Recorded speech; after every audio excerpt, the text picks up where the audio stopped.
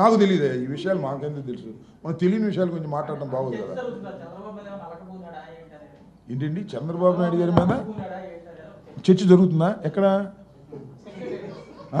తెలియదు, మనకు తెలియదుగా, తెలియని విషయాలు మనకు ఎందుకు? అంటే మీరు చెప్పేదాని ప్రకారం ఏంటి, చంద్రబాబు నాయుడు గారి మీద, లోకేష్ మీద పవన్ కళ్యాణ్ గారు అలక బూనాడు అనే చర్చ మీ అందరికీ చేరుతుంది, అంతేనా? విలేకరులందరికీ నిజమేమో నాకు తెలియదు అబ్బాయి, అబద్ధం ఏంటి నాకెందుకు? తెలియని విషయాల గురించి నేను మాట్లాడుతున్నాను. అంటే నాకు తెలియదు. మిత్రులే, రాజకీయ మిత్రులయ్యా, ఏముంది దానిలో? రాజకీయ మిత్రత్వం అంటే తప్పే ఉంది? అప్పుడు రాయపాటి సాంబశివరావు గారు ఉన్నాడు, తెలుగుదేశంలో ఉన్నాడు, ఆయన మాకు గురుతుల్యుడు, ఆయన నాకు మొట్టమొదటి టికెట్ ఇప్పించాడు. ఏముంది, ఆయన కనపడితే నమస్కారం పెడతాం, తప్పే ఉంది? కాదని ఎవరన్నారు? రాత్రే కదా భోజనం చేసామని చెప్పాము. డొక్కా మేము రాత్రే మేము డిన్నర్ చేసామని చెప్పి, మాకు రాజకీయాలు వేరు, మిత్రత్వాలు వేరు, పర్సనాలిటీస్ వేరు. ఏముంది? డొక్కా గారంటే నాకు గౌరవమే, నాకు మిత్రుడు, దాని తప్పే ఉంది?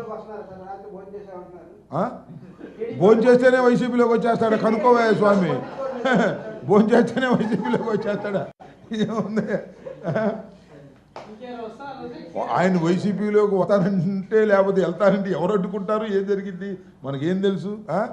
కాకపోతే పలు పలు విధాలుగా పార్టీలు మారటం పట్ల ప్రజలు కొద్దిగా ఈసడింపుగా ఉన్నారనేది నా అభిప్రాయం. లేదు, పలు పలు విధాలుగా పార్టీలు మారటమే శ్రేయస్కరం అనుకుంటే నాకేం అభ్యంతరం లేదు.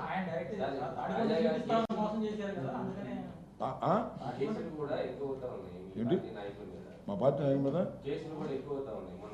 ఎక్కువ అవుతున్నాయా? ఇంకా అవుతాయి, ఏముంది దానిలో? ఇప్పుడు చంద్రబాబు నాయుడు గారు రెడ్ బుక్ ఓపెన్ చేసిన తర్వాత పార్టీ నాయకుల మీద కేసులు ఎక్కువ అవడం అనేది చాలా న్యాచురల్, అవుతూ ఉంటాయి. నా మీద కూడా ఆ మధ్యన ఎస్సీ ఎస్టీ అట్రాసిటీస్ కేసు పెట్టారా? పోలీస్ స్టేషన్ ముందు ధర్నా చేశాను, కేసు పెట్టారా? రేపు ఏం కేసు పెడతారు మనకేం తెలుసు? మాకంతా భయం ఏంటంటే ఎక్కడ డెడ్ బాడీ దొరికితే మర్డర్ కేసు పెడతారు, అది దొరక్క ఆగుతున్నారు. ఎక్కడ దొరికితే చెప్పు వాళ్ళకి, మా మీద మర్డర్ కేసు పెట్టేస్తారు. A1గా నన్ను, లేకపోతే రజనీ గారిని A2 గారిని పెట్టేస్తారు. డెడ్ బాడీ దొరకాలి, అది ఏది మర్డర్ కేసా? అదే ఉందిలే, ఏదో కంప్లైంట్ తీసుకుంటారు, పెడతారు, ఏదో జరుగుతూ ఉంటుంది. కోర్టుకు వెళ్ళి కొంతమంది డైరెక్షన్ తీసుకొస్తున్నారు, పెడుతున్నారు. నా మీద కూడా ఎస్సీ ఎస్టీ యాక్ట్ కోర్టు డైరెక్షన్తోనే పెట్టారు. యాక్షన్ తీసుకుంటే మాకేం అభ్యంతరం? We are ready to go to jail. మొత్తం 5 కంప్లైంట్స్లో 4 రిజిస్టర్ చేశారు, ఇంకోటి రిజిస్టర్ చేయాలి, అది వాయిదా వస్తుంది. నారా లోకేష్ గారి మీద కొద్దిగా రిజిస్టర్ చేయడానికి కొద్దిగా పోలీసులు సందేహపడుతున్నారు, ఎందుకంటే యువరాజు గారు కదా, అందుకని కొద్దిగా భయపడుతున్నారు. అది కూడా కోర్టు డైరెక్షన్ వస్తుందేమో చూద్దాం. ఎవరు? చాలా మంది ఉన్నారు, రహస్యంగా అట్టి పెట్టాం. చాలా మంది వచ్చేవాళ్ళు ఉన్నారు, అన్ని రహస్యంగా అట్టి పెట్టాం, ముందు క్లిక్ చేయం. సీక్రెట్, అవన్నీ సీక్రెట్. ఏంటి వచ్చిన తర్వాత ముందు లీక్ చేస్తే మంచి వాసన వస్తుంది.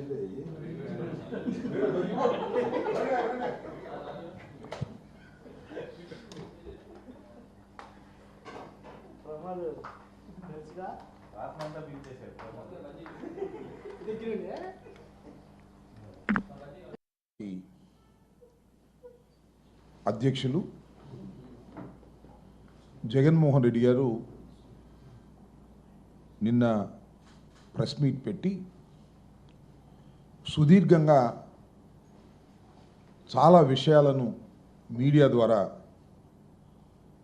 ప్రజలకు చెప్పేటటువంటి ప్రయత్నం చేశారు. ముఖ్యంగా ప్రస్తుతం ఉన్నటువంటి ప్రభుత్వం అనుసరిస్తున్నటువంటి తప్పుడు విధానాలను, వారిచ్చినటువంటి వాగ్దానాలను నెరవేర్చుకోకుండా బుకాయిస్తున్నటువంటి తీరును వివరంగా ప్రజలకు వివరించేందుకు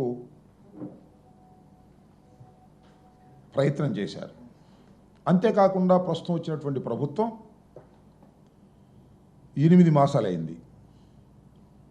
ఈ ప్రభుత్వం అధికారంలోకి రావడం కోసం వైఎస్ఆర్ కాంగ్రెస్ పార్టీ అధికారంలో ఉన్నప్పుడు ఎన్నికలకు ముందు అనేకమైనటువంటి అసత్యాలను ప్రొడ్యూస్ చేశారు, వాటిని ప్రచారం చేశారు.